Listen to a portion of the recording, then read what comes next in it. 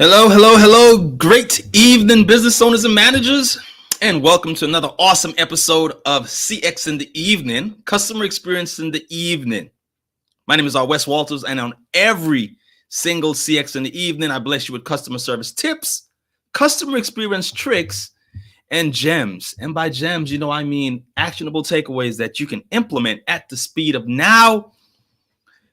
Immediately after this broadcast, you can take it back to your team, making your team and your business better. So happy Wednesday. How has everyone's week been thus far? This week has been a entrepreneur roller coaster. Good God. This week has been one of those weeks, man. But guess what?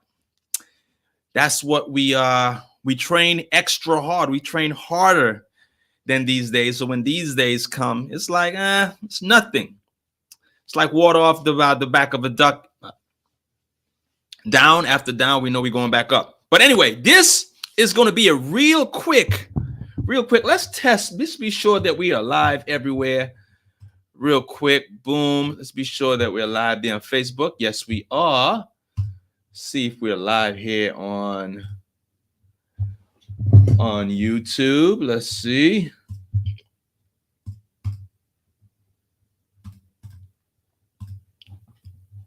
Yes, we are live on YouTube, and let's see, make sure that we are live on. All right, let's share that link.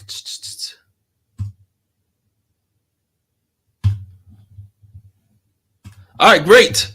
All right, so we're live. We got good audio. Let's be sure we got good audio. All right, everything is Gucci. All right, so let's jump right in.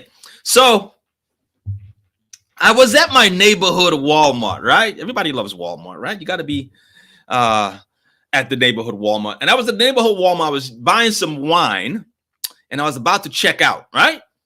So while I was about to check out, because if you know you're buying wine, because I look like, I have Benjamin Button skin, and I look so good for my age, they have to ask for ID because I look that good, right? So I signaled the lady, I was the self-checkout. I signaled to the lady that, hey, I need you to verify my ID because I am so handsome and I look young.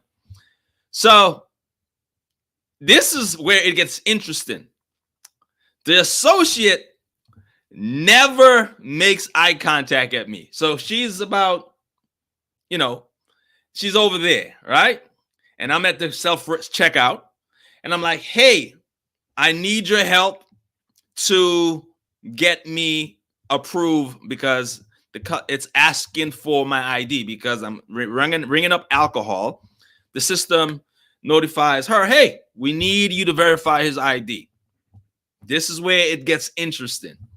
So the lady, she was talking to someone. So I would think that, she would say, hey, girlfriend, let me go help him and I'll be right back. Nah, that's not what happened. This is the neighborhood Walmart. So her friend who she was talking to walks over with her.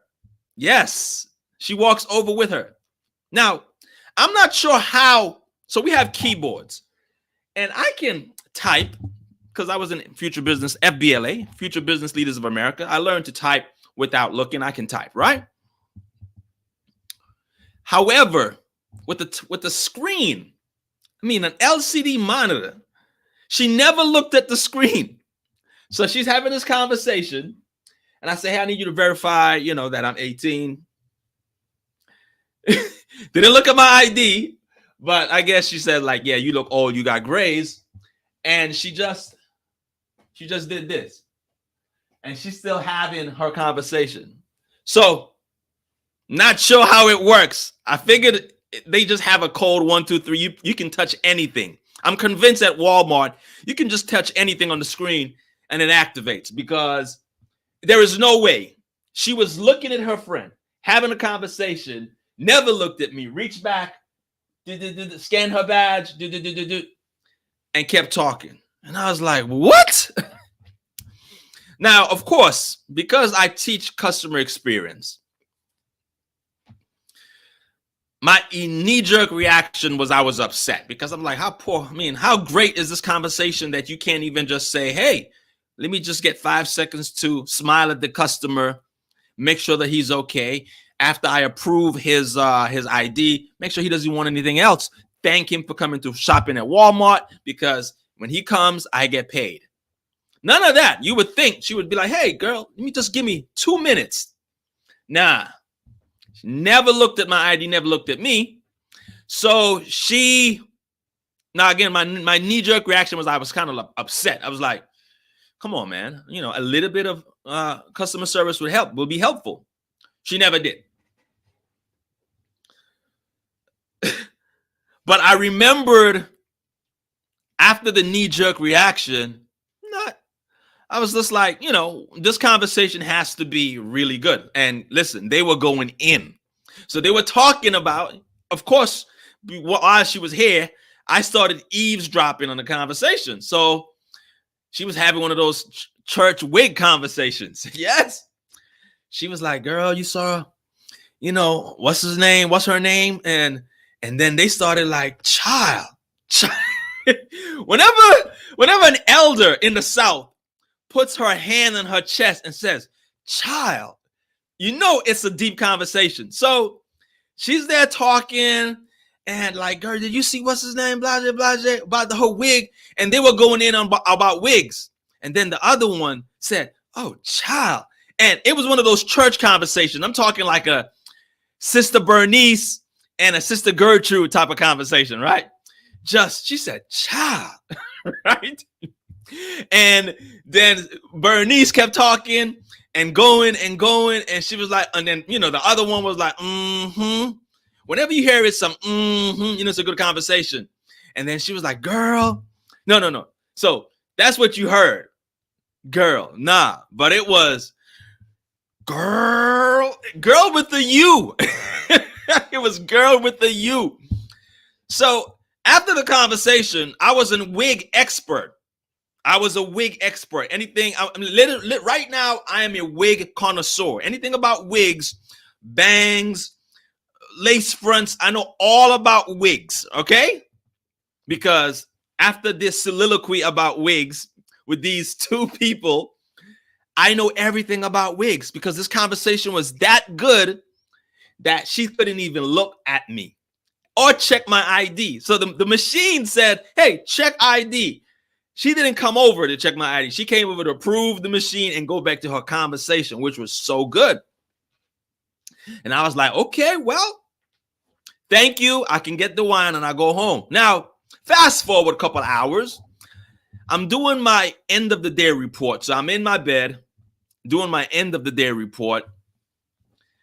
And I thought to myself, why wasn't I triggered? Because normally, anything like that relating to customer service, again, I go from 0 to 1,000 real quick. So I asked myself, doing my end of the day report, I'm like, okay, this happened. What happened about customer service, etc. What they any fault? And I was like, there was obviously a service failure here. I wouldn't go as far as to call it a service failure, but it was poor customer service. And I said to myself, well, why are you not triggered, Wes? And I realized why I wasn't triggered. Because I did some research. We are more, because she was an elder. That's why I wasn't triggered. You're like, yeah, because she was an elder. Here it is. We as humans, pretty much Homo sapiens, we as Homo sapiens, we are more compassionate and forgiving to the young, elders, so the young, the old, and sick, the ill. Yes, thank you for being here, Mr. Certified Trail. So it finds out, now this is supported by science, so you can go ahead and look it up. We are more forgiving to the young, the old, and the sick. Here's why. Of course, the young is the future generation coming behind us. We will no longer be here if we don't have the young. We're always protected of the old because they're elders because they're old. and the sick because they are less fortunate or they don't have anybody to protect them. So those are the three things, are the three identities that we are most forgiving and understanding to. And that's why I wasn't triggered by Sister Bernice and Sister Gertrude having a conversation about the molecular structure of wigs, right? That's why I wasn't triggered. And I was like, interesting. So how can this be applied to my clients, to business owners and managers? Well, I'm glad you asked. So if you want this to work, it has to be under these two conditions. Number one is, first of all, you want to put employees, when it comes to positioning. Of course, the title of the show is how to capitalize off a proper employee placement. So placing employees, first of all, out the gate, place them in environments or positions where they can excel, period. No comma, no, period. Put your employees in positions where they can excel. Einstein has a quote. He says, everyone is a genius, but if you judge a fish by its ability to climb a tree, the fish will think it's stupid its entire life, which is cool. So if you are a fish, you should not be judged on your ability to climb a tree, because you're going to fail every single time. And everyone is going to think that this fish, if that's the unit of measurement or the Richter scale for if someone is smart climbing a tree, the fish will be seen as an idiot. However, if you put that fish in some H2O, everyone who could climb the tree looks like an idiot. So first thing, putting employees in positions where they can excel. Of course, that requires them. What that means is they like doing what they're doing. If it's to the point where they hate it more than you want them to be there, then it's not a good fit. Not for the position, not a good fit for the job. So if you need someone for this position and because they don't like it, then hey, you're not the person for the job. Number two, the second criteria is strategically put these employees in areas of your customer journey where you have the most hiccups. Isn't that like the light bulb went off? The light bulb went off. So areas where if you look at your customer journey, and if you need help creating a customer journey, then send me a message on IG, Wes Walters on IG. If you guys are here on IG, send me a voice message. Or if you're on another platform, go to IG. I'm Wes Walters on Instagram, and just shoot me a voice message. Say, hey, Wes, I would love some help creating a customer journey, a journey map rather. All right. So the second thing is, if you strategically place employees who fit those three criteria, they're young, they're sick, or they're old. And by sick, I mean someone who's special need. All right. If you strategically put employees who meet those three criteria in areas of the journey map where there are hiccups in the customer journey, then your net promoter scores are going to go up. Customer satisfaction is going to go up, because we as humans are more forgiving and patient for those in those three categories: the young, the sick, and the elder. That's the reason why, after my knee-jerk reaction, after that nanosecond at Walmart, I was kind of like, oh, God bless her heart. She's so sweet. That's somebody's grandma. That's why. So you can use that again to benefit your business. If you have employees, same reason. Hey, this is exactly the same reason why when an employee is new at a cashier, at a register, smart managers and business owners will put a sign that says employee in training, cashier in training. Automatically, once we see that sign, we're not that upset of waiting in line. We're not that upset that she's going slow. We're not that upset that we're running late, because we're like, hey, we expect this from someone who is new or the young. Make sense? All right. So hope you learned something this evening. And here's a way for you to incorporate the young, special needs, and also elders. So you have a wide spectrum of employees that you can pick and strategically position in those places in the customer journey where you have the most hiccups. All right, well, that concludes this show. I told you this one's going to be nice and sweet and fast. Take these 2 gems, implement them immediately, and I guarantee you'll see a strong ROI on this free content.